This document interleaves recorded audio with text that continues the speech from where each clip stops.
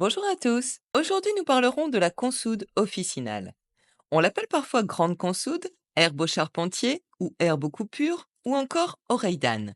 On la reconnaît à ses feuilles grandes et veloutées, légèrement râpeuses, ainsi qu'à ses grappes de fleurs violettes ou blanches. Elle est réputée pour ses propriétés médicinales et ses nombreuses applications pratiques au jardin. Elle est d'ailleurs souvent considérée comme le trésor du jardin. Le nom consoude vient du latin consolidare, qui signifie consolider ou renforcer, en référence à ses propriétés cicatrisantes et régénératrices. En cuisine, la consoude peut être consommée occasionnellement, mais son utilisation culinaire reste le sujet de nombreux débats en raison de sa toxicité potentielle. La consoude, Symphytum officinale, est une plante herbace et vivace de la famille des Boraginaceae. Originaire d'Europe et d'Asie, elle se trouve généralement dans les prairies humides, au bord des rivières et des étangs. Les tiges sont robustes, poilues et peuvent atteindre jusqu'à 1 mètre de hauteur. Les feuilles sont grandes, ovales à lancéolées, granuleuses et velues, avec une texture semblable à celle du papier de verre. Elles sont alternes et soutenues par un pétiole solide. Les fleurs, regroupées en grappes terminales, sont tubulaires, pendantes et de couleur violette, rose ou blanche. Elles fleurissent de mai à août. Les fruits sont composés de 4 akènes lisses et brillants. Les racines sont épaisses, noires à l'extérieur et blanches à l'intérieur. Riches en mucilage et en allantoïne, la consoude a une racine pivotante qui lui permet d'aller chercher les nutriments en profondeur dans le sol, jusqu'à 2 mètres, là où les racines des autres plantes ne vont pas. La consoude se propage par graines ou par division des racines. Elle peut être cultivée à partir de boutures de tiges. Une fois établie, la consoude est une plante robuste et résistante qui peut survivre à des conditions de croissance difficiles, y compris les sols pauvres et les périodes de sécheresse. Dans l'Antiquité, les anciens Grecs et les Romains utilisaient déjà la consoude comme cicatrisant et tonique pour traiter les fractures et les plaies. Au Moyen Âge, la consoude était réputée pour ses pouvoirs de guérison des fractures, des blessures, des ulcères, des brûlures et des contusions, d'où son surnom de guérit-tout. Les feuilles fraîches de consoude étaient souvent appliquées directement sur les blessures pour favoriser la cicatrisation et réduire l'inflammation. De nos jours, la consoude est principalement utilisée en phytothérapie pour ses propriétés anti-inflammatoires, cicatrisantes et nutritives.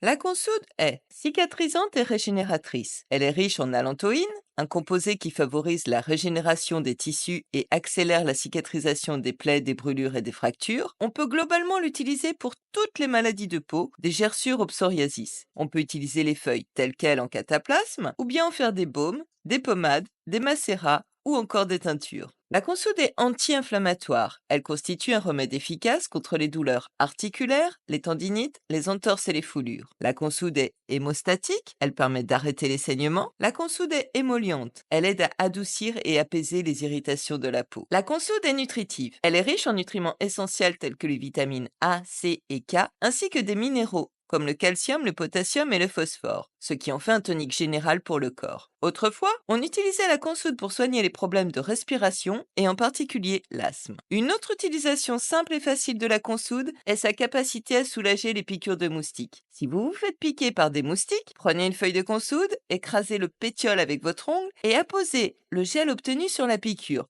Vous verrez, la douleur disparaîtra en quelques minutes. Bien que la consoude soit principalement utilisée à des fins médicinales, ses feuilles peuvent également être utilisées en cuisine pour leur valeur nutritive et leur saveur. Son utilisation en cuisine reste très controversée en raison de sa toxicité potentielle à haute dose. La consoude contient des alcaloïdes, les pyrrolizidines, considérés comme dangereux pour le foie. Par ailleurs, elle est parfois considérée comme cancérigène. Sa consommation occasionnelle à petite dose ne pose cependant aucun problème. Les jeunes feuilles de consoude peuvent être consommées crues en salade ou cuites comme des légumes. Les beignets de feuilles de consoude sont réputés. Ils ont un léger goût de poisson. Les racines peuvent être bouillies ou cuites dans des soupes et des ragoûts pour épaissir les préparations et ajouter des nutriments. Les feuilles séchées de consoude peuvent être utilisées pour préparer une infusion. Les feuilles peuvent être récoltées du printemps à l'automne, tandis que les racines sont généralement récoltées en automne ou au début du printemps. Les feuilles et les racines de consoude peuvent être utilisées fraîches ou séchées pour préparer des infusions, des cataplasmes ou des onguents. Pour le séchage, il faut les étaler dans un endroit ombragé, sec et bien ventilé, à l'abri des rayons directs du soleil. On les conservera ensuite dans un récipient hermétique. Pour préparer une infusion, on utilise environ 1 à 2 cuillères à soupe de feuilles séchées par tasse d'eau bouillante qu'on laisse infuser pendant 10 minutes avant de filtrer. En usage externe, on peut préparer une décoction de racines pour appliquer en compresse sur les zones affectées.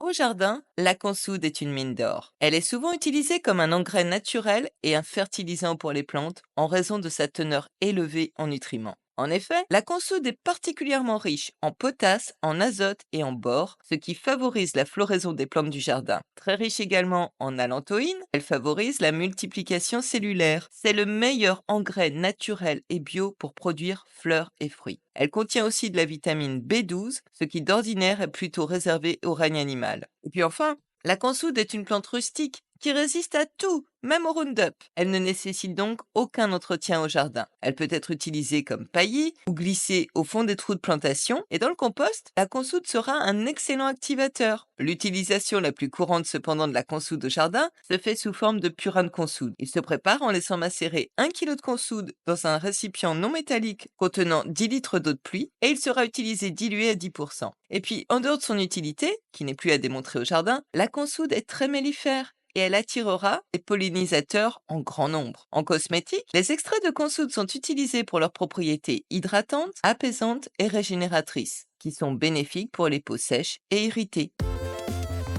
Bref, la consoude est une sauvage, belle, rebelle et increvable. Si vous l'acclimatez au jardin, ce sera pour la vie, il faut le savoir. Il sera très difficile de s'en débarrasser par la suite. Les propriétés médicinales de la consoude sont connues depuis la nuit des temps et ne peuvent pas être mises en doute. Elle est une incontournable pour tous les problèmes de peau, de fractures, de tendinite, etc. Et puis, de temps en temps, une petite friture de feuilles de consoude. Ça change des beignets de calamar, hein? Allez, à bientôt!